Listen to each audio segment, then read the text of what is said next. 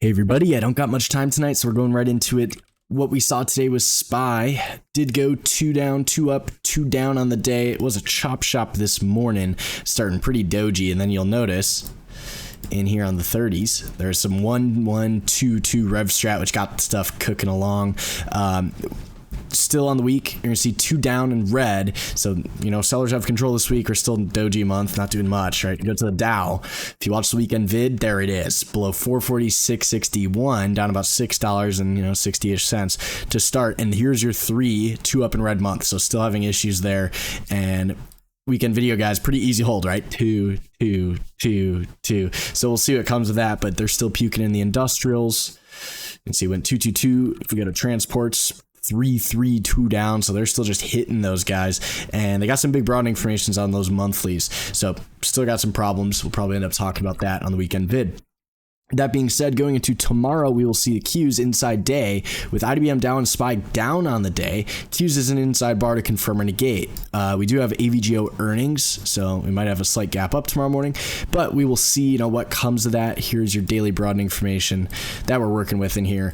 If we go to the semis, going to be inside, and it looks like gap up with AVGOs, so we'll mind if we go rev strat. We're still chopping them up on the week, inside month, inside quarter, so gap up during inside everything on the higher time frames minus the year could turn into big old rev strat in the morning. We'll definitely want to know about that, but Qs and semis inside, tech also going to be inside.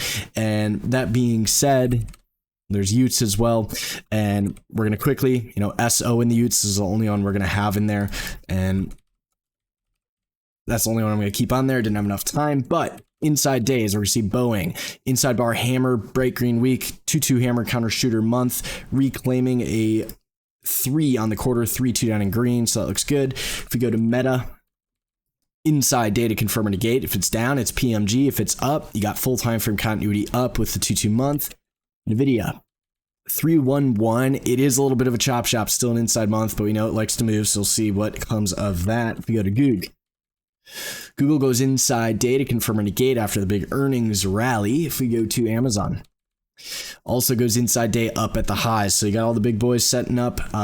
If we go to the rev strats, XLF, which was on last night's vid, we're gonna see this inside bar, slight 2 up, and then red for the rev strat. And it was, kind of slow this morning, but you see it grinded all the way down. 1 green 60 all day. If we go to AXP, you're going to see the potential 1-1-2-2 rev strat day below 326. Still an inside month. It is a 2 down week though. If we go to Goldman Sachs, you're going to see still a 2 down week, right? Potential 1-2-2 day to the downside.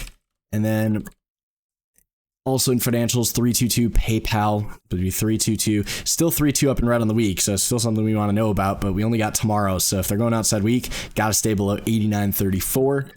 If we go to Nike, you're also going to have some 3-2-2 in there. It is 3-2 on the week, doji on the month, inside quarter, but red, so, could turn into something bigger if we can get out of this stuff.